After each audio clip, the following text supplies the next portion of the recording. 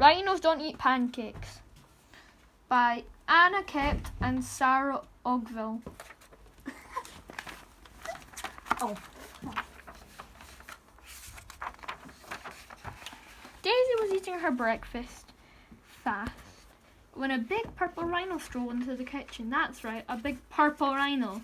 It was as big as a bus and as purple as a plum. It was also a bit peckish, so it took a chomp on Daisy's pancakes and went upstairs. Mum, Mum, Mum, Daisy called. There's a big... Tell your dad, said Mum. He'll catch you in the mug and throw it out the window.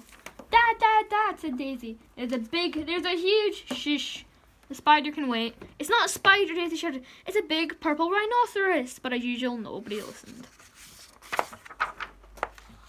Meanwhile, the rhino made himself right at home. Daisy saw him in the hall and glimpsed him in the garden. She spied him in the bathroom and surprised him on the loo. But every time she tried to tell her parents, they say, Shush, Daisy, can you see we're not busy?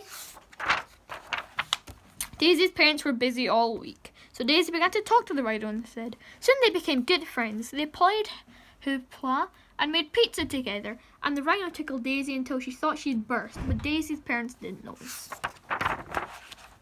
Until the pancakes ran out. Who ate all the pancakes? Yelled Dad straight at Daisy. It was the rhino. Rhinos don't eat pancakes. This one does. I saw him in the kitchen. A rhino, said Mum. In the kitchen, said Dad. Yes, said Daisy. Exactly. Mum and Dad roared with laughter. Whatever next they did, a shark in the toilet, a polar bear in the fridge.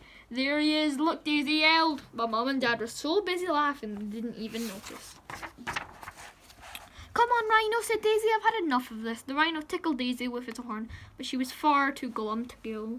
Mum and Dad never listened to them. They are always a million miles away. The rhino sighed deeply through his big purple nostrils. I'm sorry, Rhino said. Your family are a million miles away too, aren't they? The rhino nodded, and a lilac tear rolled down his cheek. Poor Rhino.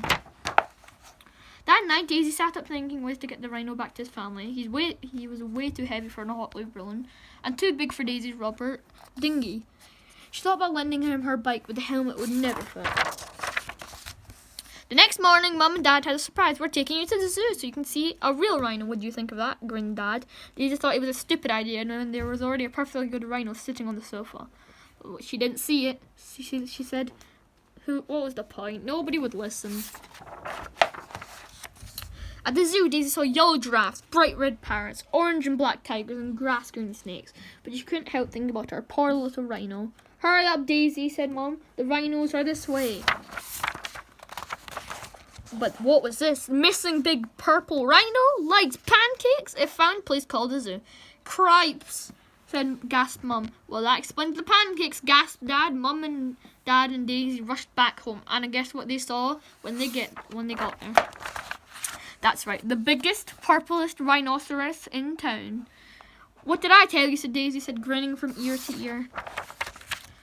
I'm phoning the zoo, said Mum. The rhino looked startled. No, said Daisy, not the zoo. He needs to get back to his family. They're a million miles away. We better get a move on. The next flight to a million miles away leaves this afternoon. The rhino packed up his suitcase while Daisy found his hat. Then they all pushed the big purple bottom into the back of the car and drove to the airport. I'll miss you, said Daisy. As the rhino boarded the plane, the rhino gave her a big purple hug. He would miss her too. Back at home, Daisy began to feel lonely again. Who would listen to her now? But little did she realize everything was about to change. Tell us about the rhino, Daisy, said Mum. Yes, said Dad. Tell us about the big purple pancake-eating rhino. So Daisy told them about the hoopaloop and the pizza and the tickles. And guess what? They listened and listened until she had completely ran out of words. It was brilliant. Is there anything that you'd like to tell us, Mum asked, as she tucked Daisy into bed? Daisy looked out on the landing. No, that's all for now, she said. Night, night. The pink polar bear would have to wait till tomorrow. The end.